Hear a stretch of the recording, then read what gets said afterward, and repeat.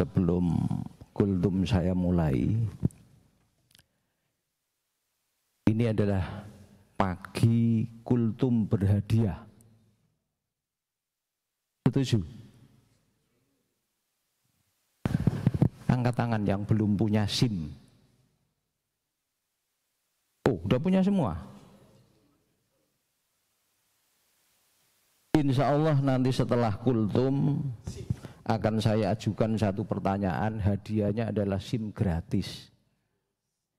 Karena saya tahu bahwa jamaah, apalagi mendekati hari raya seperti ini, itu yang seneng adalah gratisan. Assalamualaikum warahmatullahi wabarakatuh. Alhamdulillahilladzi hadana bihadza wa ma kunna linahtadiya laula an hadanallah. Asyhadu an la ilaha illallah wahdahu la syarikalah wa asyhadu anna Muhammadan abduhu wa rasuluh. Allahumma shalli wa sallim ala nabiyyina Muhammad wa ala alihi wa sahbihi ajma'in. Subhanaka la ilma lana illa ma 'allamtana innaka antal alimul hakim. Saudaraku jamaah salat subuh rahimakumullah. Puji dan syukur marilah kita panjatkan kehadirat Allah Subhanahu wa taala. Karena atas rahmat dan ridhonya semata, sehingga pagi hari ini kita bisa menunaikan ibadah sholat subuh dalam keadaan yang sehat walafiat.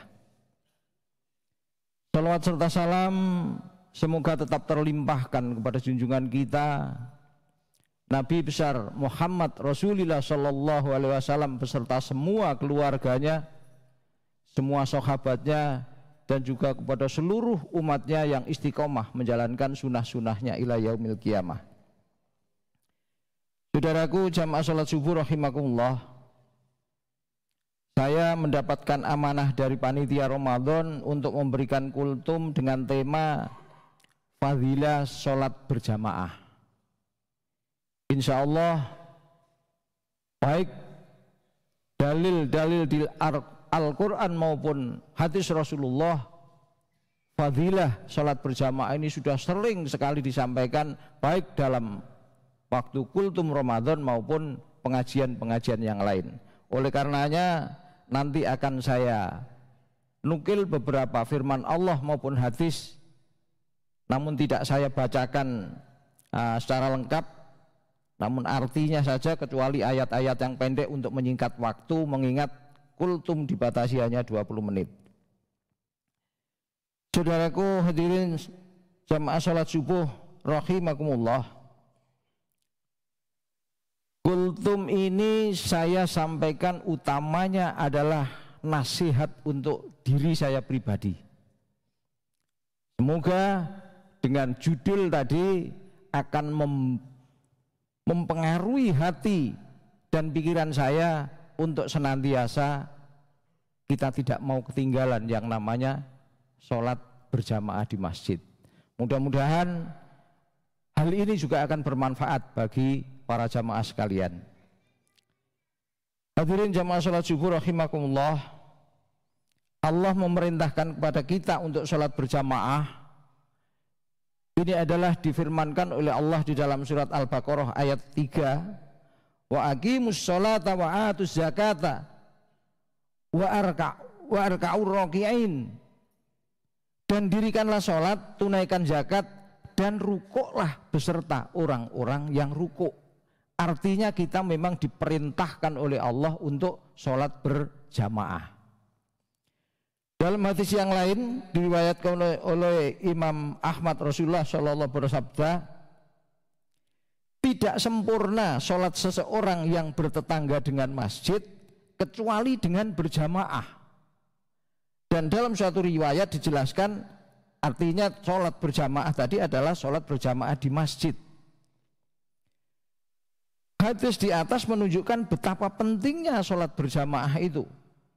Rasulullah menekankan bahwa sholat berjamaah dilaksanakan di masjid karena masjid didirikan bukan hanya untuk megah-megahan, melainkan untuk diramaikan dan dimakmurkan. Sebagaimana Allah berfirman dalam surat Taubat ayat 18, hanyalah yang memakmurkan masjid-masjid Allah ialah orang-orang yang beriman kepada Allah dan hari akhir, serta tetap mendirikan sholat, menunaikan zakat, dan tidak takut kepada selain Allah. Maka mereka itulah orang-orang yang diharapkan termasuk golongan-golongan yang mendapat petunjuk. Kaum muslimin rahimakumullah, Rasulullah Shallallahu Alaihi Wasallam selama hidupnya sebagai Rasul belum pernah meninggalkan sholat berjamaah di masjid meskipun dalam keadaan sakit, karena memang salah satu ibadah yang harus dilaksanakan dalam kondisi apapun adalah sholat.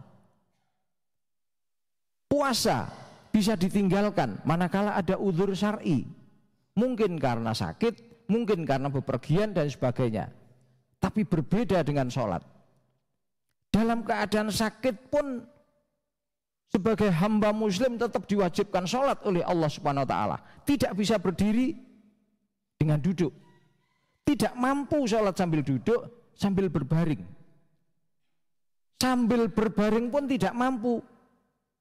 Sebisanya. Kalau sebisanya juga sudah tidak sanggup, maka disolati. Betul apa betul? Alhamdulillah, insya Allah betul.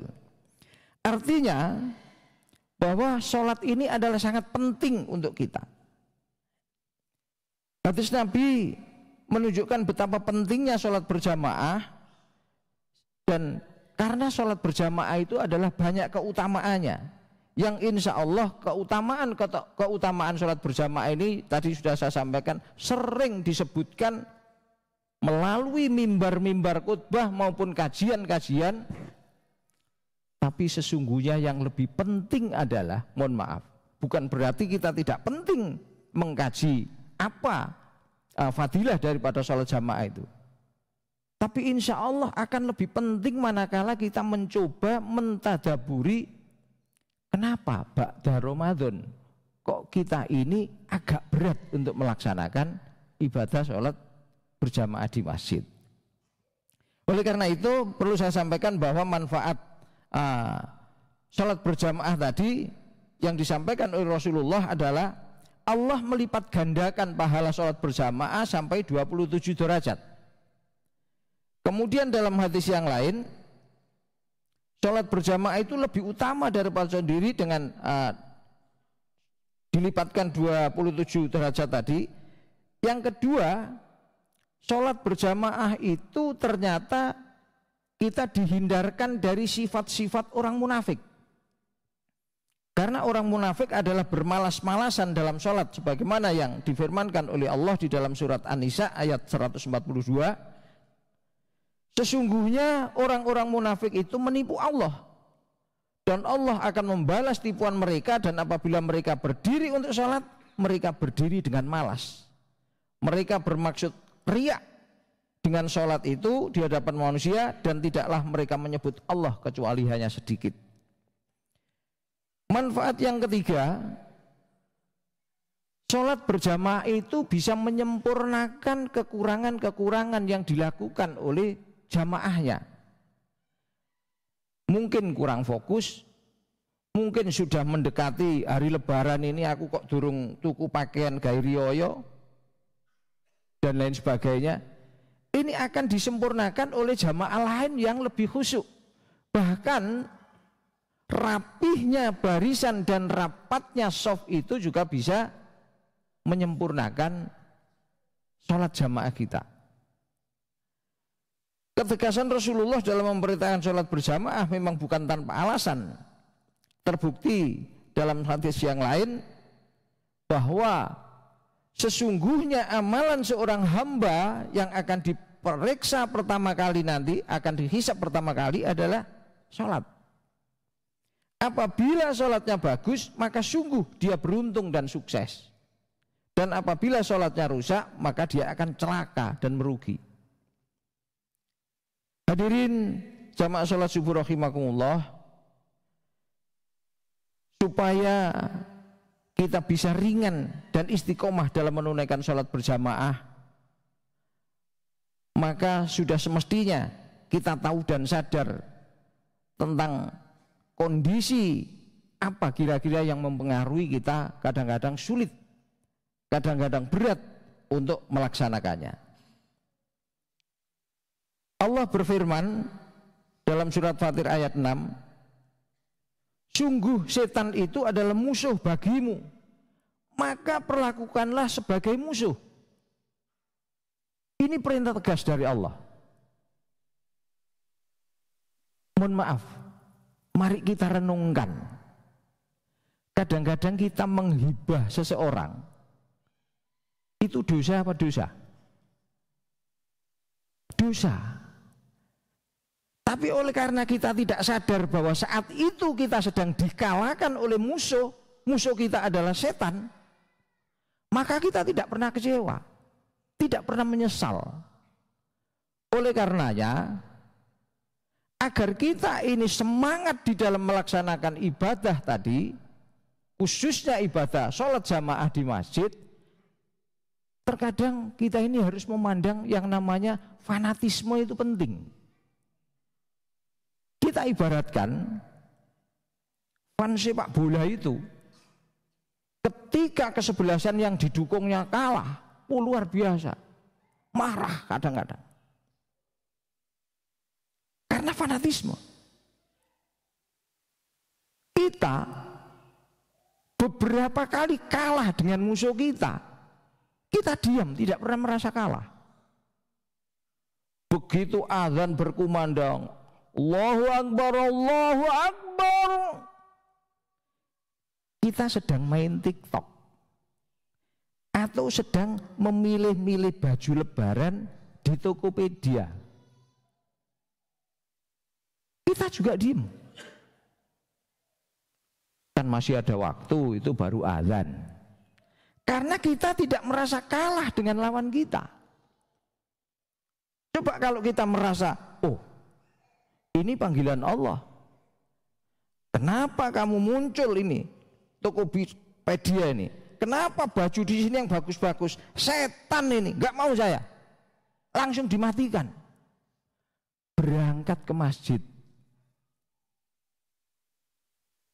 Karena kita merasa dikalahkan oleh musuh kita, kita tersinggung dikalahkan.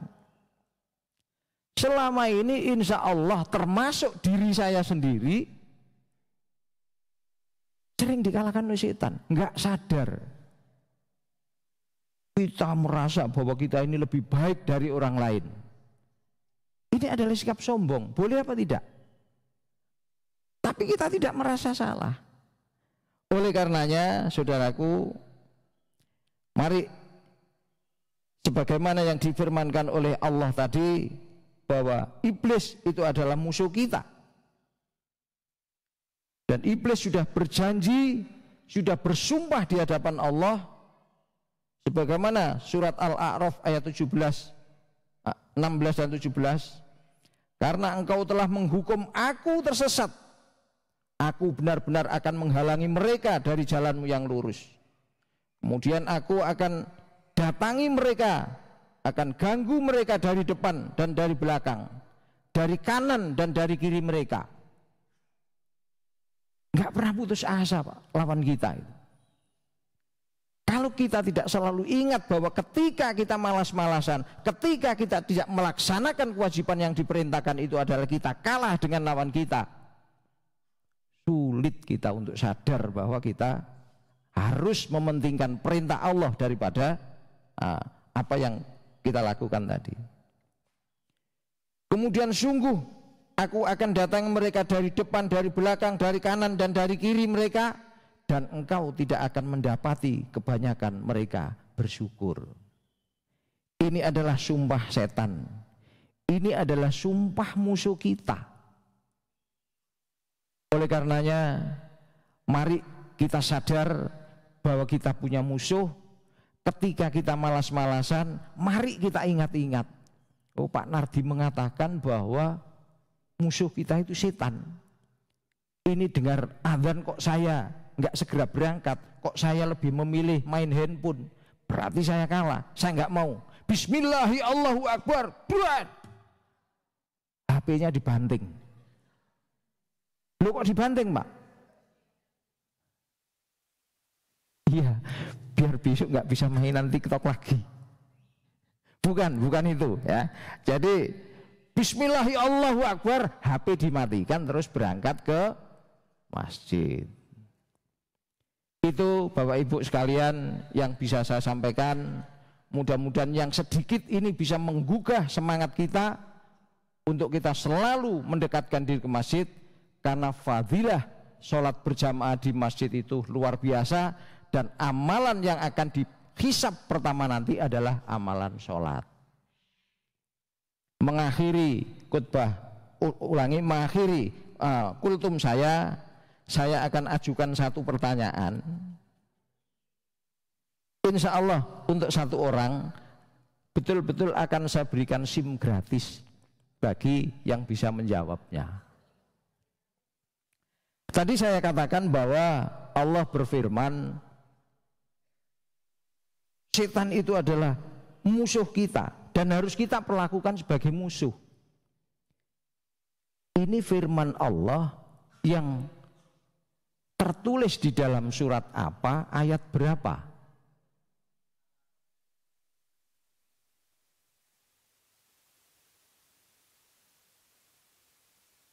Tar.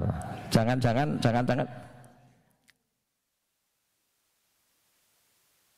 Ada ibu-ibu? Apa Mas Farid jawabannya? Oke, yang merasa bahwa jawabannya adalah surat Fatir ayat 6, nanti saya. Karena yang saya sampaikan tadi Fatir ayat 6, Pak. Jadi nanti menghadap saya satu orang ya. Baik Bapak Ibu sekalian, jika ada benarnya apa yang saya sampaikan, kebenaran hanya milik Allah. Apabila ada salahnya, itu adalah kelemahan saya pribadi sebagai manusia. Oleh karena itu pada kesempatan ini izinkanlah saya mohon maaf yang sebesar-besarnya apabila ada salah dan khilaf. Akhiru kalam, assalamualaikum warahmatullahi wabarakatuh.